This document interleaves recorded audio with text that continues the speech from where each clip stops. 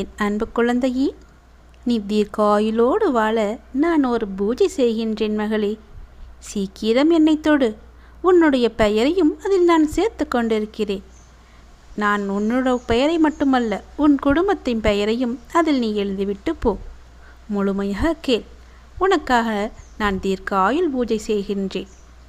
எங்கும் நிறைந்து எல்லாவற்றிலும் கலந்து அண்ட சராசரங்களையும் இயக்கிக் கொண்டிருக்கும் அந்த பரம்பொருளின் பாத கமலங்களை வணங்கிக் கொள்ளுங்கள். இந்த ஆன்மீக சிந்தனையை உங்களுக்காக நான் சொல்கின்றேன். இன்று நாம் பார்க்கின்ற இந்த வாசகம் சாதாரண ஒன்று அல்ல மகளே.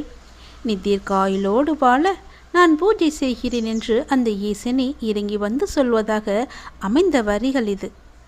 பொதுவாக நாம் இறைவனுக்கு பூஜை செய்வோம், அர்ச்சனை செய்வோம், நம் தேவைகளை கேட்டு பிரார்த்தனை செய்வோம். ஆனால் இங்கே